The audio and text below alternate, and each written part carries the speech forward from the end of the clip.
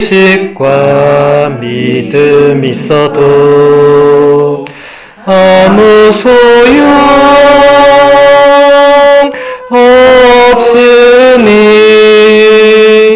산으로 옮길 믿음이 있어도 나 있는 모든 것 줄지라도 나 자신 다 주어도 아무 소용없네 소용없네 사랑은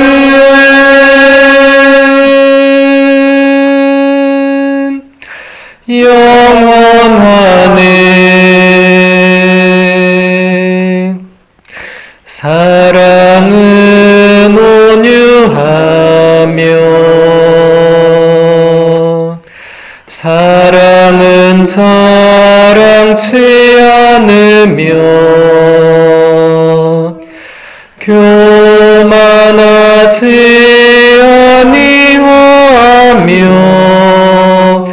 불이 기뻐하지 아니하니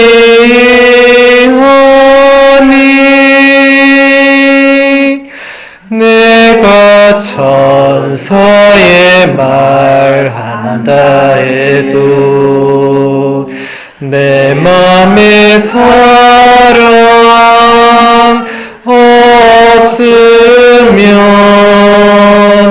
내가 참 지식과 믿음 있어도 아무 소용 없으니 산으로 옮길 믿음이 있어도 나 있는 모든 것 줄지라도 나 자신 다 주어도 아무 소용없네 소용없네 사랑은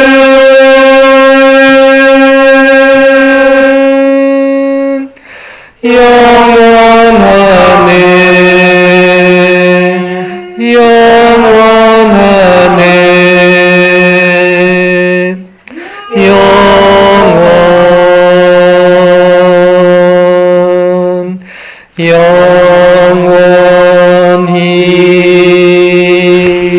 영원히 네, 이 성가는 사도 바오로의 고린토일서 13장의 내용을 이제 생활 성가로 만든 아주 아름다운 성가죠. 제 서품 모토도 고린토일서 13장 2절에 나에게 사랑이 없으면 나는 아무것도 아닙니다라는 사도 바오로의 고백이고 저도 이 성가를 새신부 때 아주 많이 불렀었죠. 예. 요즘은 뭐 그런 거 하는지 모르겠죠. 옛날에는 이제 성탄 때 되면 애들이 많았기 때문에 성탄 예술제 이런 거에서 아이들이 뭐 장기자랑 같은 거 하고 그러면 꼭 신부님을 꼭 시켜요, 노래를. 그럼 저는 꼭 이 성가를 불렀어요. 왜냐면 제 서품 모토의 성가니까. 예, 그러면 분위기에 찬물을 끼얹기는 했지만 사람들이 신부님이 굉장히 이 가사가 참 좋네요. 사랑에 대해서 이렇게 한번 생각하게 되었다고. 예, 그래서 제가 나중에 피성 마치면 여러분들에게 제가 성탄 예술제 때 불렀던 영상이 있어요. 하나 보내드릴 테니까 그때와 제가 얼마나 달라졌는지 한번 보시고. 네, 아주 옛날이죠. 제가 로마도 가기 전이니까 진짜 옛날이죠. 진짜 옛날. 네. 어쨌든 이 성가라는 게 힘이 있어요. 이렇게. 왜냐하면 저도 이런 성가를 부르거나 들으면 그 옛날을 또 떠올리게 되고 그러면서 또 잊고 있던 뭔가를 또 생각하게 되고 그게 성가의 어떤 힘입니다. 그래서 우리가 이 소수의 피정인데도 우리가 노래도 잘 못하는데도 반주도 없는데도 성가를 부르는 이유는 나중에 이 피정을 여러분들이 잊고 있다가 어디선가 이 성가를 들으면 오늘 피정을 떠올릴 수밖에 없거든요. 아, 맞아. 그때 희년 첫 피정 때 맞아. 신부님하고 이 성가를 불렀는데 이렇게 되거든요. 그러면 또 그 피정을 또 떠올리게 되고 성가는 그런 힘이 있어요. 그래서 여러분들이 오늘 떼제성 시간 때도 여기 재수생들은 떼제성 시간 해봐서 아시겠지만 이제 처음 초년생들은 굉장히 생소한 시간일 건데 계속 또 노래를 해야 되니까 힘들 수 있지만 그게 나중에는 또 그게 가장 기억에 많이 남아요. 네. 성가를 우리가 이렇게 무반주로 이렇게 부를 수 있구나. 예. 우리 9월에 첫 피정할 때 그때 아무도 안 계셨죠? 크리스티아나 씨가 9월이었나 10월이었나? 10월에 왔죠. 첫 피정 때 알바니 신부님이 같이 하셨거든요. 알바니 신부님이 1박 2일을 같이 하시고 파견 미사 때 가장 먼저 무슨 말씀 하셨냐면 이렇게 무반주로 성가 계속 부르는 피정 처음 봤다.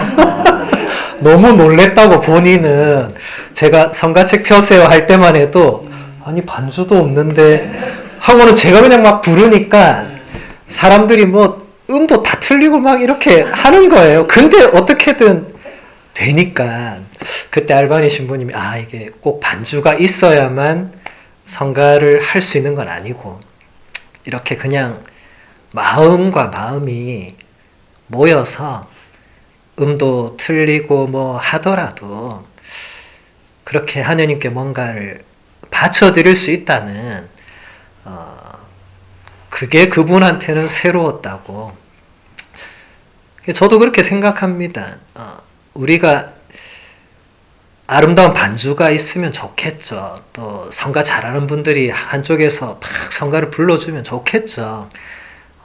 근데 그런 게 없다 하더라도 하느님께 찬미를 드리는 그 마음이 있다면 뭐 노래를 잘하고 못하고가 뭐 그렇게 하느님께서 너 음치 아니야 이걸 따지겠어요? 너 지금 박자가 왜 그래? 이렇게 하시겠어요? 아니란 말이죠. 하느님은 마음을 보시는 분이시잖아요.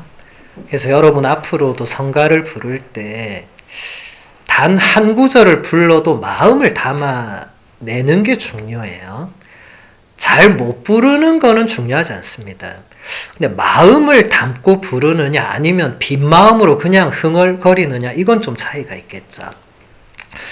그래서 앞으로 성가를 부를 때는 마음을 담아서 잘 몰라도 마음을 담으면 아름다운 기도가 될 수 있죠. 그래서 아우구스티노 성인이 성가는 2배의 기도다. 그런 말씀을 하신 거죠. 오늘 강의 주제는 믿음의 여인이신 성모님이라고 제가 아까 말씀을 드렸고 우리 월피정 강의는 우리 이튼 본당의 월피정 주제와 연결돼요. 왜냐하면 우리 이튼 본당이 매월 첫 토요일에 성모신신 미사와 성시간을 하면서 피정을 짧게 하는데 그때마다 그 달의 영적 독서책을 가지고 제가 강의를 하는데 그 시간은 30분 정도밖에 안 돼요. 그러니까 강의 준비된 내용에 비해서 너무 이게 남잖아요. 그래서 항상 제가 그 남는 부분을 이 월피정에 그대로 가지고 와서 이어서 해왔어요. 그래서 이번 1월달 영적 독서가 베른하르트 벨테라고 아마 여러분 태어나서 처음 들었을 거예요. 베른하르트 벨테라는 지난 세기의 종교 철학자 교수 신부님이 계셨어요. 지금 뭐 돌아가셨고 종교 철학이란 말도 아마 여러분들은 처음 들었을 거예요. 저한테 강의 좀 들으신 분들은 교부들이 굳이 분류하면 좀 종교 철학에 가까운 분들이죠. 그냥 철학하고는 좀 다르게 그 안에 신학이 들어있고 종교적인 요소도 강하게 있고 그렇다고 해서 철학이 없는 것도 아니고 좀 독특한 형태의 일반 철학하고는 좀 다른 그런 커리큘럼이 있어요. 뭐 그건 그렇게 중요한 건 아니고. 근데 제가 왜 이 책을 그 1월에 우리 이튼의 영적 독서로 선정했냐면 이 책 제목이 철학자가 믿음의 여인을 묵상하다. 제목이 그대로 이렇게 되어 있어요. 제목 자체가 철학자가 믿음의 여인을 묵상하다. 그러니까 이 제목 자체가 보여주듯이 철학자의 시선으로 성모님을 바라보고 성모님에 대해서 묵상을 해서 이게 책으로 나온 거예요. 그러니까 평범한 여러분이 이때까지 들어왔던 이 성모님에 대한 시선과 다르다는 거예요. 그걸 보자는 거예요. 저도 신학교 때 벨테 신부님 책들 가지고 공부했던, 그러니까 저도 사실 벌써 꽤 오래 전에 배웠던 분이잖아요. 그래서 다시 이분의 책을 이렇게 보면서 여기 보면 성모신심을 바로 세울 때 열리는 은총의 시간 이렇게 되어 있어요. 이 책은 가톨릭 출판사에서 나왔으니까 여러분 요즘은 이런 책들 다 인터넷으로 살 수 있어요. 미국에 있어도 다 구매가 가능합니다. 그리고 이게 16,000원 밖에 안 해요. 요즘 달러 환율이 워낙 세잖아요. 그죠? 그러면 이거 배송비까지 해서 아무리 비싸도 12불 정도 될 겁니다. 12불. 여러분 요즘 맥도날드 가서 햄버거 세트를 먹어도 12불 넘어갈 거예요. 근데 맥도날드 햄버거의 가치와 이 책의 가치는 비교가 안 되죠. 성모님을 묵상하는 일은 그리스도인의 삶을 새롭게 조명하는 것과 같습니다. 철학적인 시선으로 신앙의 모범인 성모님의 10가지 모습을 따라가다 보면 마침내 성숙해진 우리를 발견할 수 있을 것입니다. 성모님처럼 인내심을 지니고 믿음을 고수하고 내적, 외적으로 다가오는 여러 가지 어려움 앞에서 꾸준히 하느님을 신뢰하는 마음으로 참고 견디는 사람에게는 기어코 어둠이 거칠 것입니다. 저는 이 마지막 요 부분이 이 책 전체를 대변해 준다고 생각해요. 그리고 우리가 성모님, 믿음의 여인이 성모님에게 배워야 될 점이 여기 아주 정리가 잘 되어 있는 거예요. 첫 번째, 인내심을 가져야 된다. 어디까지? 아들이 죽을 때까지도. 성모님은 아들이 먼저 죽었잖아요. 그런데도 인내했잖아요. 그러니까 여러분들이 하느님께 주님 제가 어디까지 인내해야 됩니까? 자식이 죽을 때까지도 인내해야 된다. 그럼 그 어디까지 인내하라는 거죠? 끝까지. 자식의 죽음보다 더 비극적인 건 없잖아요. 그러니까 인내는 끝까지 하는 것이고 그 다음에 믿음도 끝까지 지켜야 되는 것이고 내적, 외적으로 다가오는 여러 가지 어려움 앞에서 꾸준히 하느님을 신뢰하는 마음으로 참고 견디는 사람에게 기어코 어둠이 거친다. 성모님이 이렇게 하셨다는 거예요. 성모님도 내적, 외적으로 여러 가지 어려움을 겪었다는 거예요. 여러분 성모님이 그냥 신비에 둘러싸인 하늘의 여왕 이런 철저히 지상의 한 어머니셨어요. 철저히 고생길을 걸으셨던 여러분과 똑같은 고생 혹은 여러분보다 더한 고생을 했던 어머니셨습니다. 그래서 성모님이 힘이 있는 거예요. 그래서 여러분들도 내적, 외적으로 여러 가지 어려움이 다 있을 거예요. 없는 분 없을 거예요. 저는 어디 강의 가면 꼭 자, 아무 어려움 없는 분 손 들어보세요. 아무도 손 안 들어요. 고통이 없는 분 손 들어보세요. 아무도 손 안 듭니다. 다 있다는 거예요. 그렇지만 그런 고통과 어려움 앞에서 꾸준히 하느님을 신뢰하는 마음으로 참고 견디면 결국 무엇이 어떻게 되느냐? 어둠이 거치게 된다. 여기서 보면 기어코라는 단어를 썼는데 저는 참 이 표현이 참 적절한 것 같아요. 언젠가 어둠이 거친다 이러지 않고 기어코. 그 영어로는 어떻게 표현할지 모르겠어요. 기어코. 근데 저는 이게 우리 신앙을 정말 잘 대변해주는 한 단어인 것 같아요. 아마 순교자들이 그리고 아우슈비츠 수용소에서 수많은 유대인들이 죽어가면서도 기어코 이 어둠이 거칠 거라고 믿었을 거거든요. 우리도 그런 마음으로 그 모든 어려움을 참고 견뎌야 된다.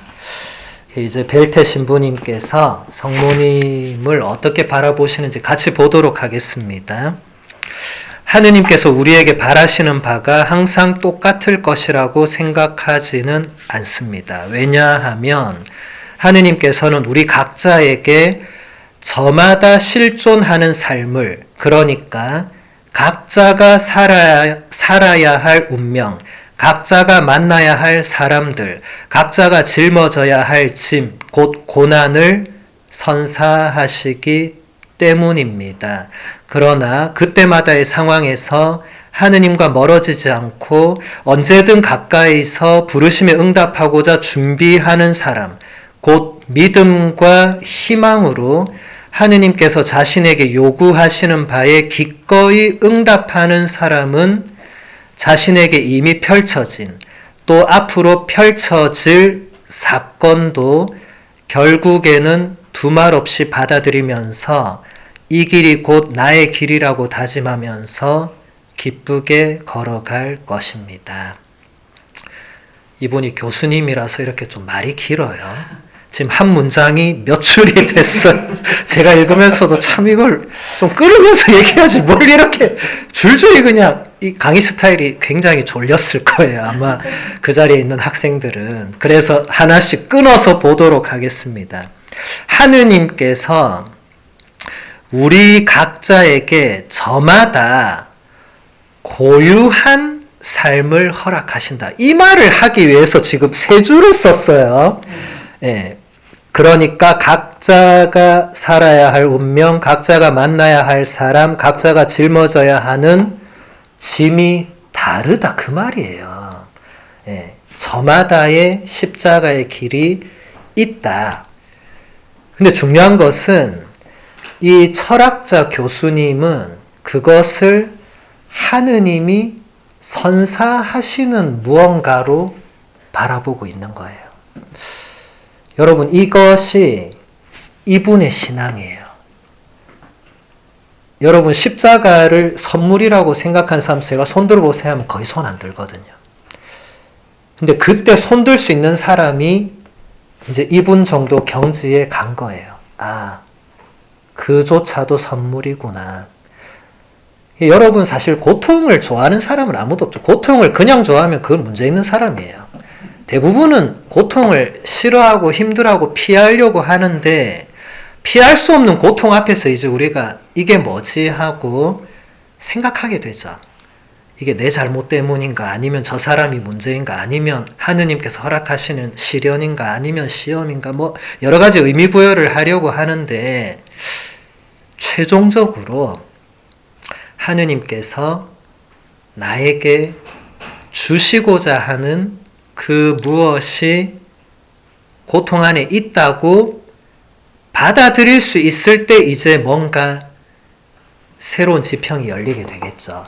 성모님이 거기까지 가셨다는 거죠. 아들의 십자가를 바라봐야 하는 부모의 마음을 우리가 어떻게 상상을 하겠어요? 여기 계신 대부분의 분들이 부모님이시지만 그거는 여러분은 상상할 필요도 없고 상상해서도 안 되지만 성모님은 실제로 그것을 보셨단 말이죠. 근데 그것을 하느님의 뜻으로 받아들이셨다는 거죠. 그게 믿음의 여인이라는 칭호를 성모님에게 교회가 부여한 이유가 있어요. 그 십자가 아래에서 성모님이 하느님께 아무런 불평과 원망을 하지 않았다는 것이 내복음서를 통해서 드러나잖아요. 했으면 거기 적혔을 거예요. 저는 이걸 자주 강의 때 말해요. 성모님이 한마디라도 불평했으면 기록됐을 거라고. 그 자리에 막달레나 성녀도 있었고 사도 요한도 있었잖아요. 요한은 복음서를 기록한 인물이잖아요. 성모님이 귓속말 했어도 들었을 거예요. 옆에 같이 있었으니까. 그런데 성모님은 아무 말씀을 하지 않으셨습니다. 그래서 요한이 적을 게 없었어요. 안 적은 거예요. 믿음의 여인이라는 그 호칭이 그냥 주어지는 게 아닙니다. 그리고 베르테 신부님이 그 뒤에 훨씬 길게 이걸 우리가 어떻게 받아들여야 되는가를 설명을 했는데, 제가 조금 쉽게 좀 풀면, 그런 어려운 상황에서 하느님과 그래도 멀어지지 않고 언제든지 믿음과 희망을 지니고 하느님께서 뭔가 요청하시는 것을 받아들이려고 응답하는 자세가 있는가, 우리에게.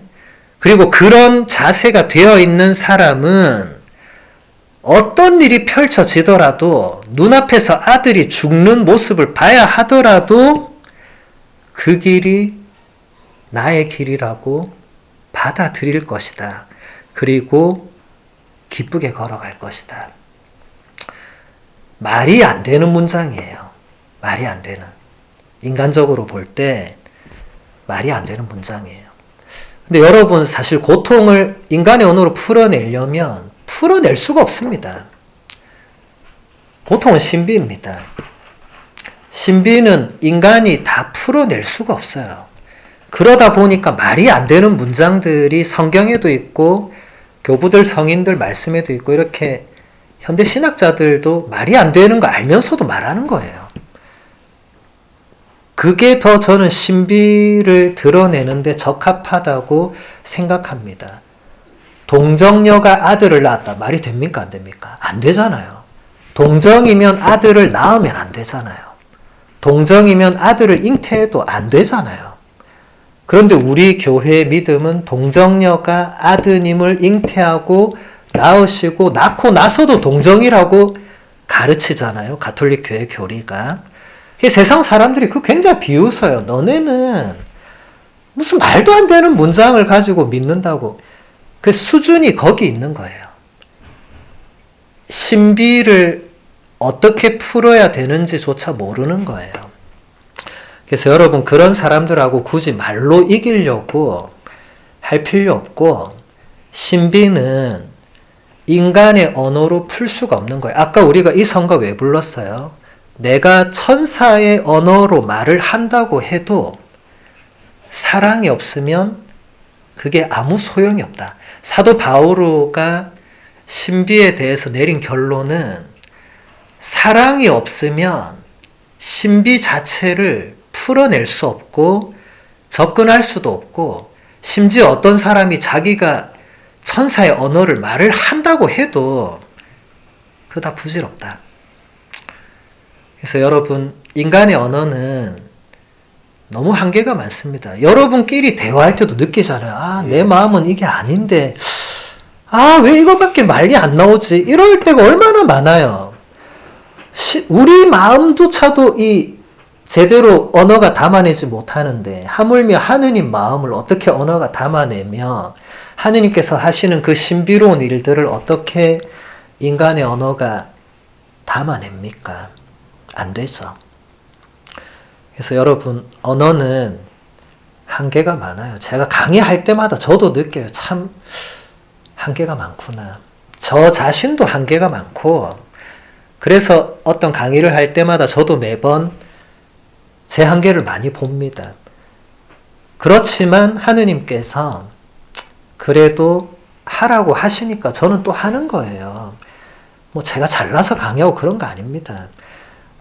잘나서 강의하는 분들 세상에 널려 있어요.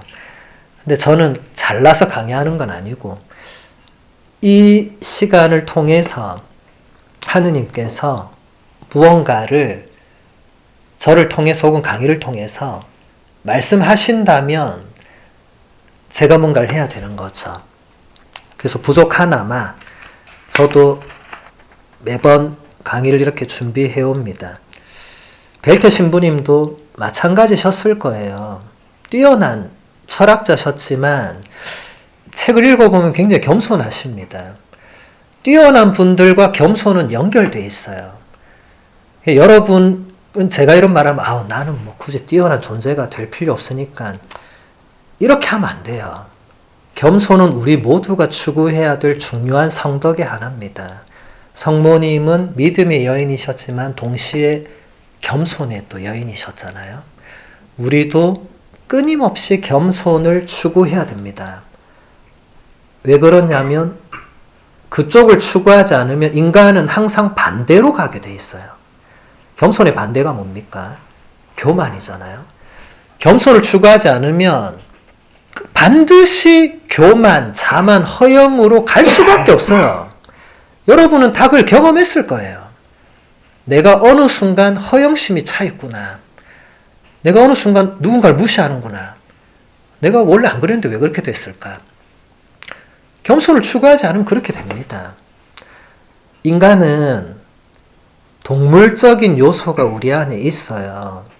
그래서 자꾸 가톨릭 교회가 성덕을 추구하라고 그렇게 얘기하는 것은 그렇게 하지 않으면 반대쪽으로 간다는 거예요. 본능적으로. 좋지 않은 쪽으로 간다는 거예요. 그래서 여러분, 우리가 성모님을 바라보고 성모님을 배우고 성인들을 바라보고 그렇게 하는 이유가 비록 그분들을 우리가 따라가지 못하겠지만 그럼에도 불구하고 목표를 그쪽으로 해서 자꾸 눈길과 마음을 그분들을 향해서 따라가려고 할 때 적어도 반대쪽으로 덜 갈 수 있겠죠. 근데 그러지 않는 사람들은 자꾸 반대쪽으로 갈 수밖에 없겠죠.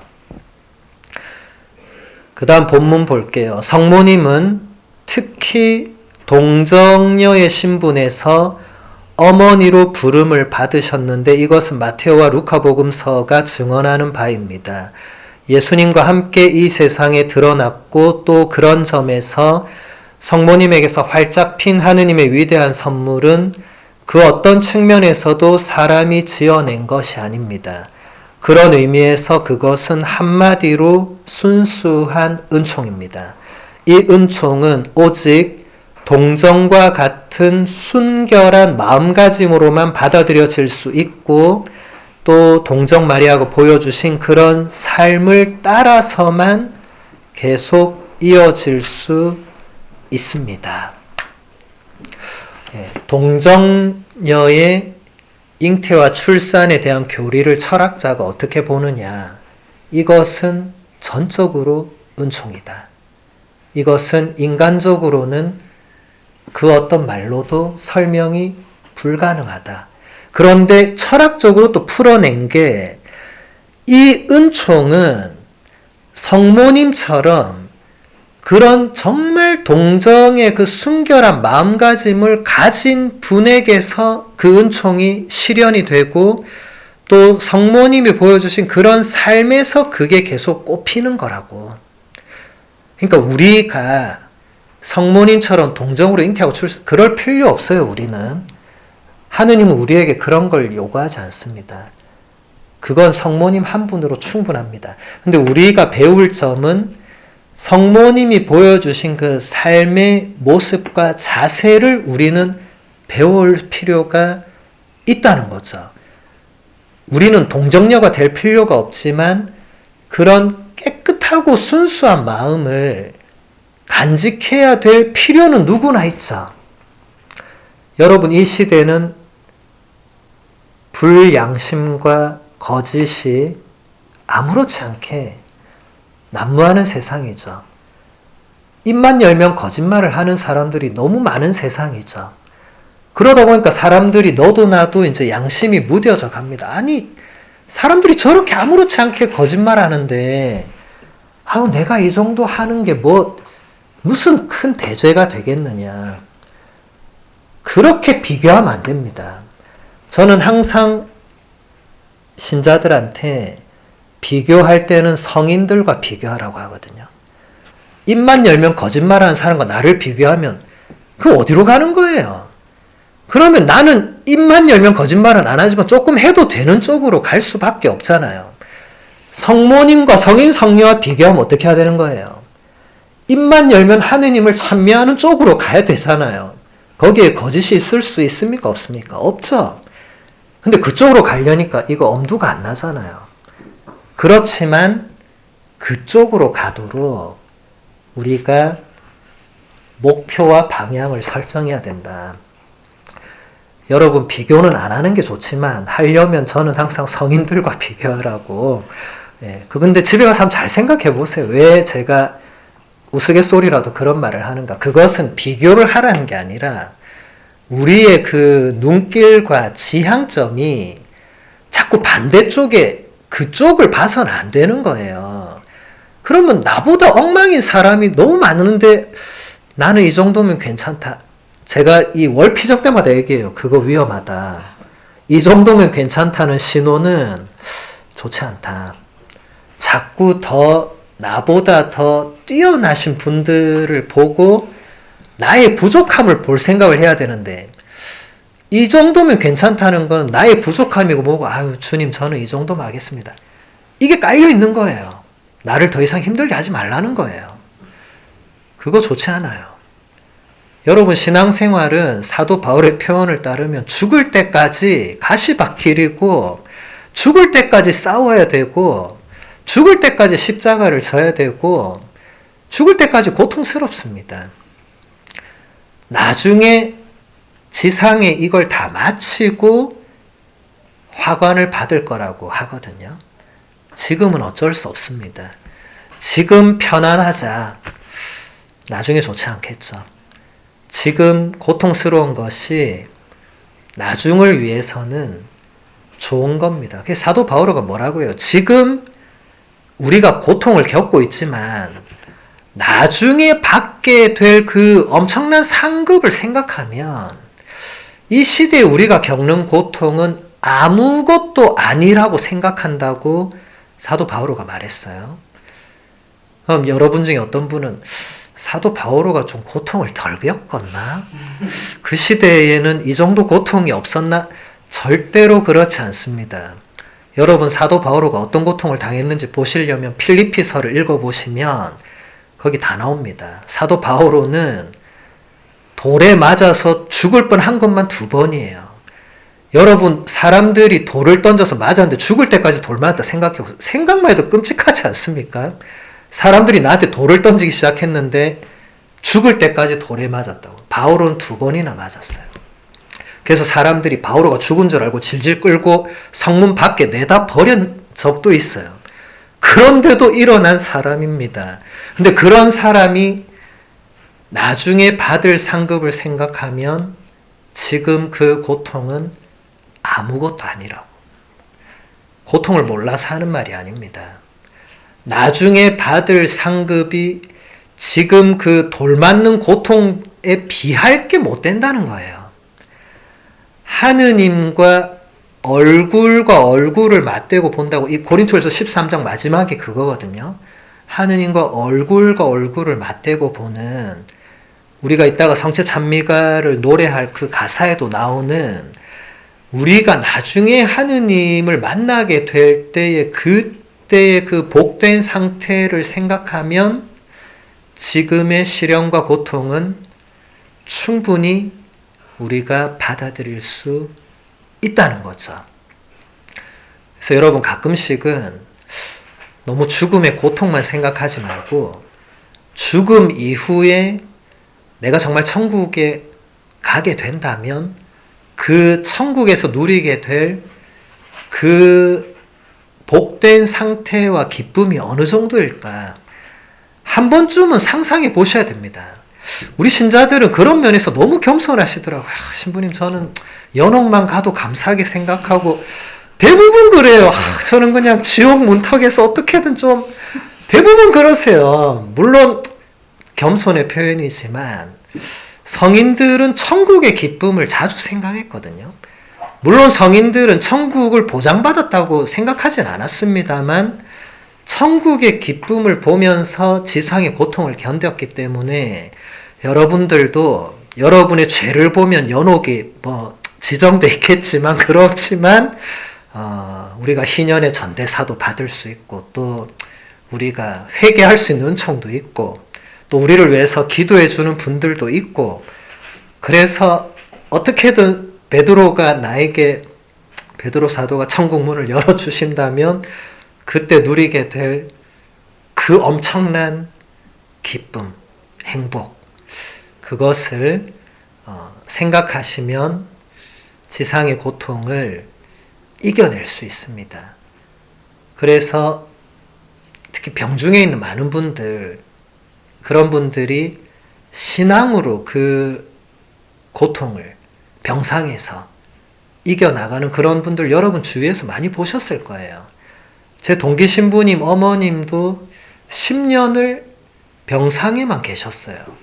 제 동기 신부님이 10년을 어머니를 신부인데도 누님이 또 수녀님인 바람에 아무도 더 이상 보필할 이 형제 자매가 없고 간병인을 쓸 돈도 없으니까 신부님이 계속 어머니를 이렇게 간병을 하시면서 그 신부님이 그 어머니께서 그 병상의 고통을 어떻게 이겨내셨는가를 우리에게 얘기해 줄 때 그건 천상의 기쁨을 아들과 딸을 모두 하느님께 봉헌하고 그 아들과 딸이 하느님께 봉헌된 삶을 충실히 살아가는 것만 보는 그 기쁨으로 어머니는 버티신 거예요. 이게 꼭 사제와 수도자의 어머니만 병상의 고통을 그런 말을 하는 게 아니고 천상의 기쁨을 생각하셨다는 겁니다. 10년을 그렇게 정말 고생만 하다 돌아가셨는데도 그 어머님이 마지막 성체를 영하시고 어린아이처럼 막 웃으시는 그 영상을 제가 이렇게 봤거든요.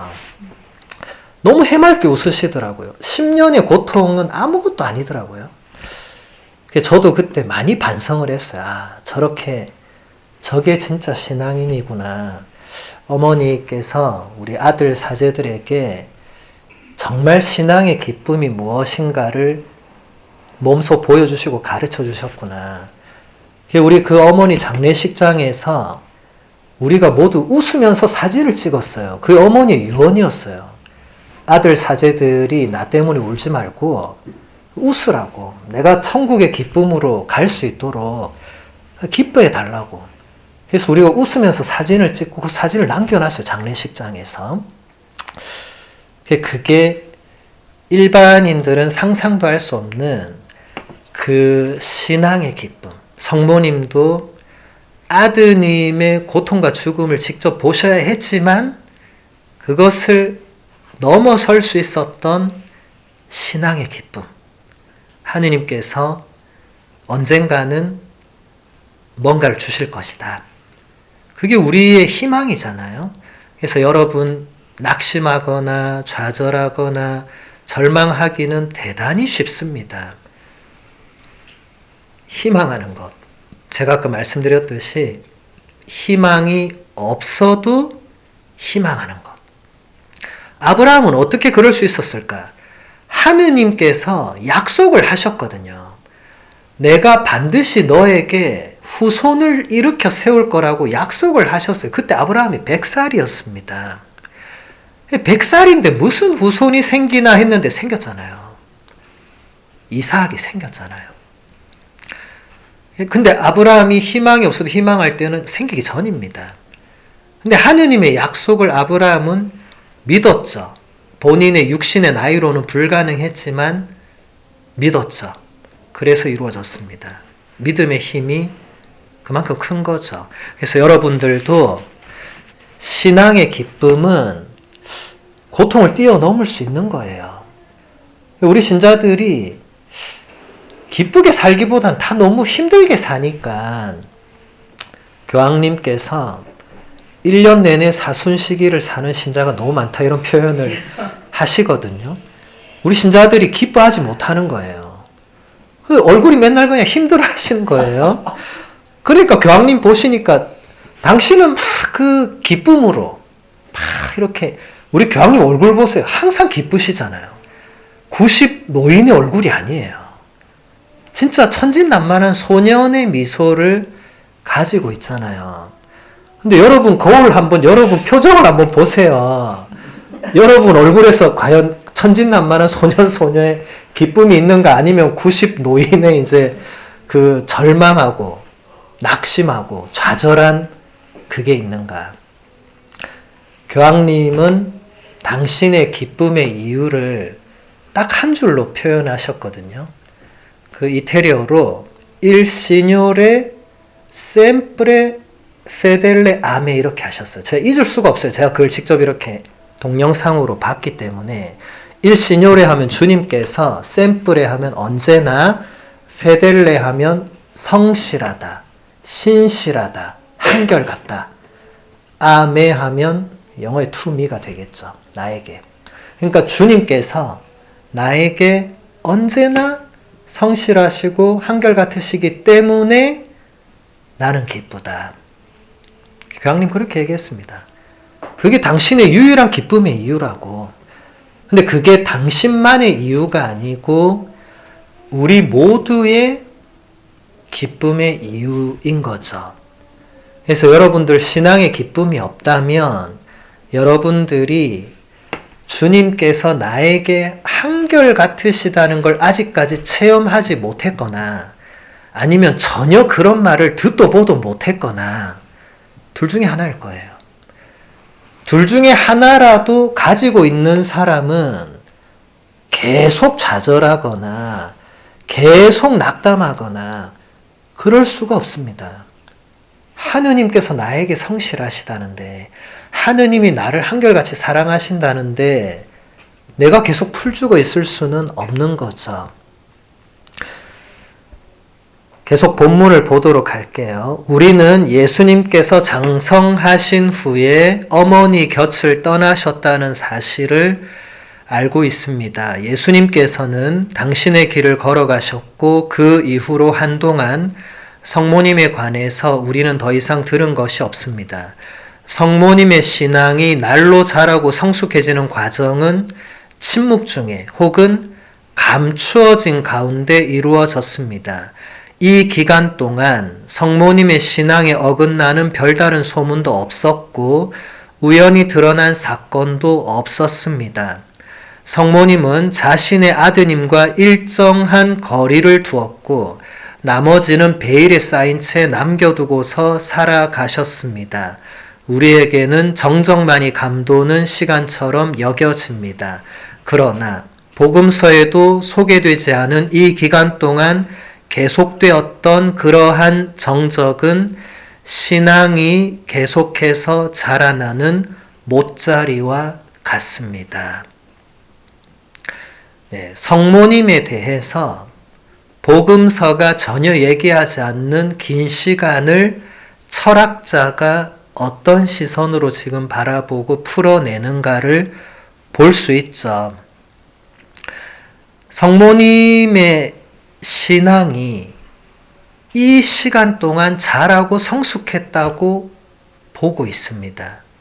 그러니까 신앙이란 것은 성모님이라 하더라도 처음부터 깊은 신앙을 타고 태어나고 이런 사람 그런 게 아닙니다. 신앙은 죽을 때까지 자라나는 거예요. 예수님께서 뭐라고 했습니까? 너희들에게 겨자씨 한 알만한 믿음이라도 있다면 이 산이 저쪽으로 옮겨지도록 기도해도 이루어질 것이고 그런 말씀하시죠. 여러분 겨자씨 한 알이 얼마나 모든 씨앗이 다 조그맣지만 겨자씨도 이 손에 요만해요. 진짜로. 그냥 정말 이 뭐라고 하죠? 우리나라 치면 이제 좁쌀 그냥 쌀 한 톨보다도 작은 그 씨앗이에요. 우리 안에 그 정도 믿음도 없다는 거예요. 우리는 솔직해서 해야 됩니다. 그 정도 믿음이 우리 안에 없습니다. 있으면 우리의 기도가 지금 이렇게 나태하고 아유 그냥 어떻게든 되겠지 이렇게 안 합니다. 사도 바오로처럼 기도하겠죠. 그러니까 우리가 이 신앙이라는 게 하루아침에, 여러분 겨자씨가 하루아침에 나무가 되는 게 아니고 예수님도 그게 쭉 과정이 있다고 얘기하잖아요. 씨앗이 돌밭에 떨어지기도 하고 때로는 가시덤불에 떨어지기도 하고, 그게 우리들의 여러 상황들을 얘기하는 거예요. 그러면서 조금씩 씨앗이 뿌리를 내리고 자라고 열매 맺는 긴 과정에 있다는 걸 예수님도 말씀하시는 거죠. 믿음은 하루아침에 성인 성녀급으로 되거나 성모님처럼 되거나, 근데 성모님도 하루아침에 그렇게 되지 않았습니다. 성모님도 가브리엘 천사가 와서 처음에 예고할 때는 물어보잖아요. 어떻게 그렇게 됩니까? 잘 모른다고. 본인도 잘 모르고. 하지만 받아들이잖아요. 그러면서 믿음이 조금씩 깊어지는 거죠. 성모님이 예수님과 함께 겪었던 사건이 몇 개 안 되는데 그때마다 복음서는 뭐라고 하죠? 성모님은 그 모든 일을 마음속에 간직하고 곰곰이 되새기셨다고. 그러면서 믿음이 또 깊어지는 거죠. 여러분 성모님도 처음부터 그걸 다 예상하고 내가 동정으로 아이를 잉태하고 낳겠구나. 세상 어느 동정녀가 그런 걸 예상을 합니까? 여러분 다 부모님이시지만 누가 그런 걸 예상해요? 예측 불가능입니다. 그리고 아들이 12살 때 아들을 처음으로 잃어버리잖아요. 성모님이 하루 동안 아들을 잃어버리는 엄청난 체험을 하잖아요. 그리고 성전에 돌아가서 예수님한테 우리에게 왜 이렇게 했느냐고 물었을 때 예수님이 잘못했어요. 어머니 이렇게 했습니까? 그렇게 하지 않았죠. 왜 나를 찾았습니까? 이랬죠. 여러분 12살 된 여러분 아들이나 딸이 하룻밤을 여러분이 찾았는데 너 여기서 뭐하니 했는데 왜 나를 찾았냐 이렇게 하면 여러분 걔를 어떻게 해야 돼요? 이게 내 뱃속에서 나온 게 어떻게 이럴 수 있느냐 배신감이 들겠죠. 근데 성모님은 그때 예수님께 더 이상 뭐라고 하지 않고 그 말도 마음속에 간직했다고. 그리고 그 다음 중요한 게 그걸 되새기셨다고. 또 생각해봤단 거예요. 12살 된 아들이 왜 나를 찾았느냐, 나는 아버지의 집에 있어야 되는 줄 모르셨느냐고 말했을 때 처음에는 이게 무슨 말인가 몰랐지만 나중에 성모님은 깨달았을 거예요. 내 아들이 단순히 내 육신의 아들이 아니구나. 그리고 아니란 걸 본인도 12살밖에 안 됐지만 이미 알고 있구나. 그때부터 성모님은 아들을 떠나보낼 준비를 하신 거죠. 그래서 여기도 나오잖아요. 예수님께서 장성하신 후에 성모님 곁을 떠나셨다는 사실을 우리가 알고 있다고. 예수님이 어느 날 성모님께 하직 인사를 하고 떠난 거예요. 이건 여러분 자녀가 떠나는 거랑 완전 다른 겁니다. 예수님이 떠난 거는 성모님에게 내가 이제 예쁜 색시가 얻어가지고 이런 떠남이 아니잖아요. 하느님의 뜻을 이제 이루러 간다는 거잖아요. 그래서 성모님은 아들을 붙잡거나 말릴 수 없었죠. 그리고 아들을 어디서 만납니까? 카나의 혼인잔치 때 한 번 만나고, 그리고 한 번은 문전박대 당하고, 그리고 십자가에서 만나죠. 그럼 그 나머지 시간 동안 성모님 뭐 하셨을까? 사람들이 궁금하겠죠. 벨트 신부님한테 물어봤겠죠. 그러니까 신부님 뭐라고 했죠? 여기에 대해서는 나도 모른다. 드러난 게 하나도 없고 성모님이 이 기간 동안 자신의 아드님과 일정한 거리를 두셨고 나머지는 베일에 쌓여 있어서 아무도 모른다. 정적이 감도는 시간이고 그런데 이 철학자가 보기에는 이 정적이 신앙이 자라나는 못자리가 되주었다. 그래서 성모님이 아드님의 십자가 밑에서 버틸 수 있었다. 아들이 없는 그 3년 동안 성모님이 하느님의 뜻과 아드님의 뜻을 끊임없이 묵상하고 되새기면서 받아들일 준비를 했겠죠. 그게 십자가라고는 제 생각에는 성모님도 예측 못했을 거예요. 근데 분명히 어떤 고통이 있을 거라고는 아셨어요. 왜냐하면 여러분 루카복음서 읽어보면 성모님이 아들을 봉헌했을 때, 우리 오는 주일이 주님 봉헌 축일이잖아요. 그때 노사제 시메온이 뭐라고 합니까? 당신 어머니, 당신의 마음은, 당신의 영혼이 칼에 꿰찔리는 그런 아픔을 겪을 거라고, 이 노사제가 노망이 들었는지 축복은 안 해주고 무슨 저주를 퍼붓듯이, 그런데 성모님은 이 사제가 노망이 들었구나 하지 않았고 그것도 받아들였어요. 아, 나중에 내가 이 아들 때문에 엄청난 고통을 당하겠구나. 근데 그게 십자가가 될지 뭐가 될지, 그리고 몇 년 뒤가 될지 모르죠. 성모님도 솔직히 아무것도 모르셨죠. 하지만 그 3년의 기간 동안 끊임없이 하느님의 뜻을 되새기고 되새기면서 십자가 밑에서 그걸 완전히 드러내 보여주신, 그래서 성모님을 우리 교회가 신앙의 모범이자 완성이라는 단어를 성모님께만 이렇게 사용합니다.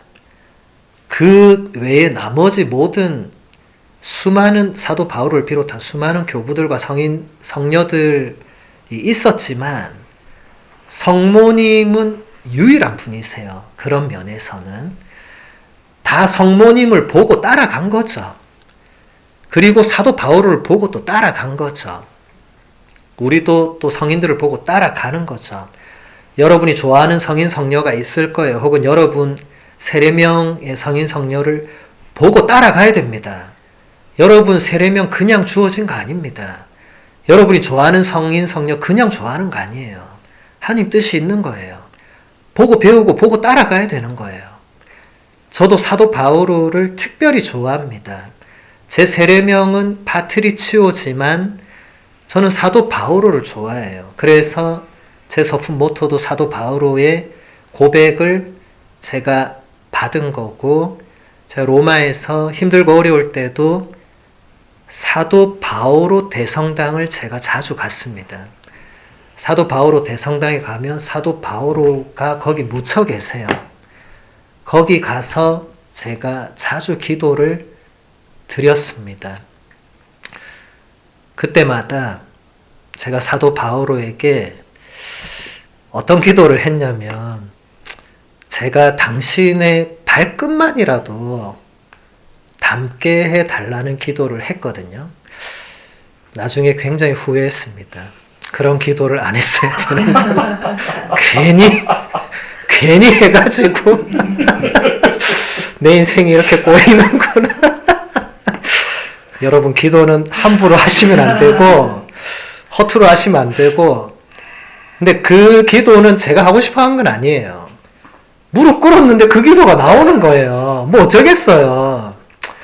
그래서 지금도 가끔 후회는 하지만 그만큼 저도 사도 바오로처럼 나중에 언젠가 하나님께서 상급을 주실 것이다. 그렇게 생각합니다. 그래서 여러분들도 여러분들의 그 성인, 좋아하는 성인이나 성녀를 보고 따라가는 게 중요합니다. 하나만 더 볼게요. 성모님처럼 인내심을 가지고 믿음을 고수하고 때로는 내적으로 또 때로는 외적으로 다가오는 여러 가지 어려움 앞에서 꾸준히 하느님을 신뢰하는 마음으로 참고 견디는 사람에게는 기어코 어둠이 걷히고 어쩌면 완전한 침묵만이 흐르는 가운데 신앙을 끝까지 지켜낸 사람들로 이루어진 훨씬 더 큰 공동체와 함께 나아갈 수 있는 순간이 찾아올 것이요. 그와 같이 훨씬 더 성숙한 신앙으로 살아가는 때가 주어질 것입니다. 그렇게 성모님에게 일어났던 그러한 은총의 시기가 그 사람에게도 열릴 것입니다. 아까 제가 읽어드린 그 책의 뒷부분이죠. 이 벨트 신부님이 묵상한 거죠. 성모님을 바라보면서 이 철학자가 깨달은 것은 성모님처럼 인내심을 가지고 성모님처럼 믿음을 고수하고 성모님처럼 내적 외적 어려움 앞에서 끝까지 하느님을 신뢰하는 마음으로 참고 견디면 기어코 어둠이 거친다. 성모님에게 언제 어둠이 거쳤죠?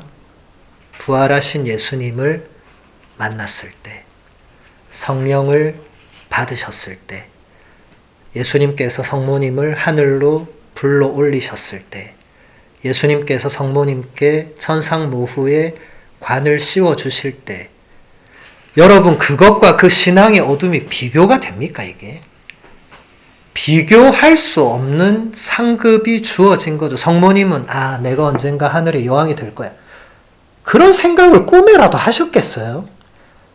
저는 절대로 아니라고 생각합니다. 성모님은 그런 분이 아니셨어요.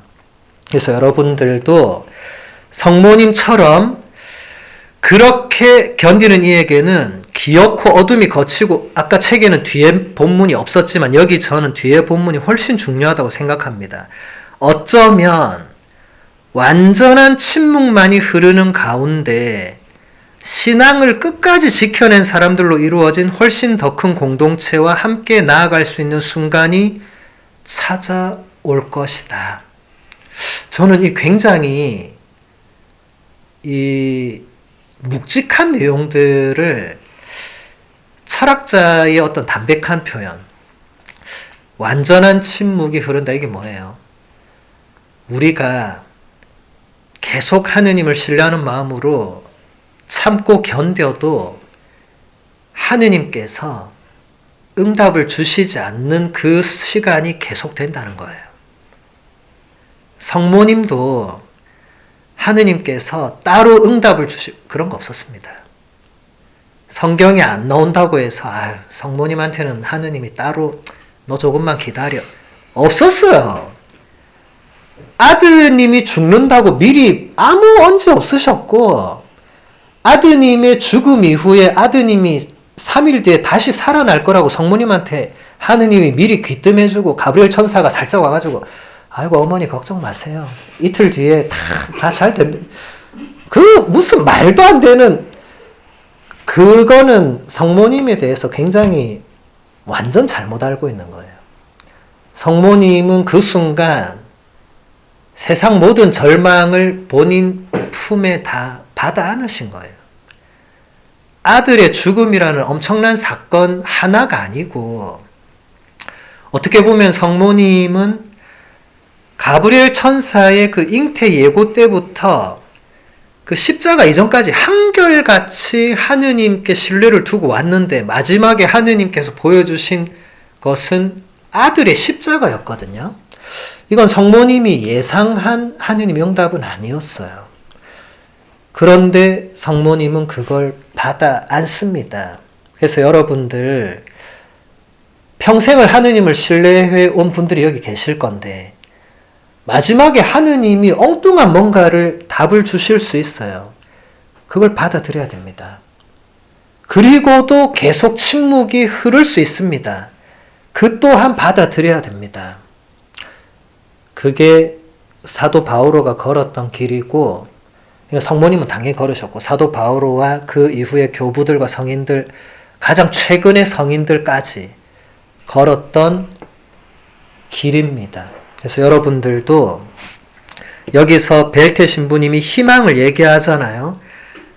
끝까지 그렇게 버티고 끝까지 고수할 때 훨씬 더 성숙한 신앙으로 살아가는 때가 주어진다.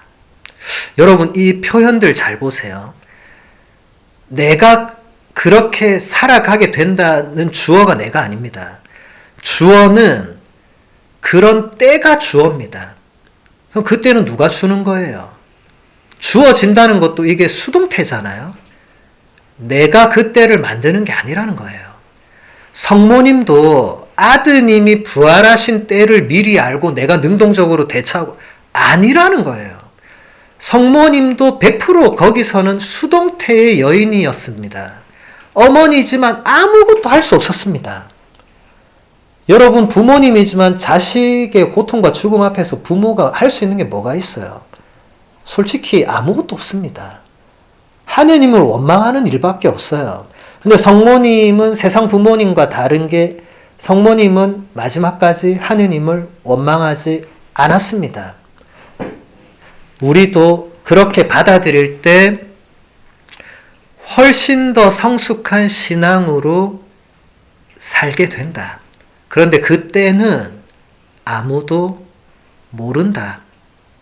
하지만 분명한 것은 성모님에게도 일어났던 그런 은총의 시기가 그런 분들에게는 반드시 열리게 된다.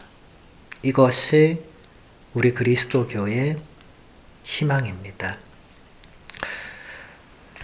시간이 다 돼서 강의는 여기서 마무리하고 마침 성가 85번 한번 펴볼게요. 여러분 아마 잘 모르시는 성가일 건데 제가 부를 테니까 같이 불러보도록 하겠습니다. 85번 눈물이 흘러도 남들은 나를 보고 언제나 밝게 웃는다고 하지 하지만 아무도 없는 성당에서 조용히 눈물 흘리는 건 몰라. 남들은 나의 가면을 보면서 나를 좋다 말하지만 나의 가면 속에 내 모습 아는 난 너무나 답답하기만 하네. 외롭고 아무도 없는 듯한 나의 길은 두려움만 앞서네. 막막한 넓은 대지에 홀로 서 있는 듯한 내 마음 오직 그분만 아실 거야. 눈물이 흘러도 닦아줄이 없는 서럽게 외로워도 언제나 혼자인 그런 길을 나는 걷고 있는 내 눈물을 멈추어 줄 수 있는 그분을 향해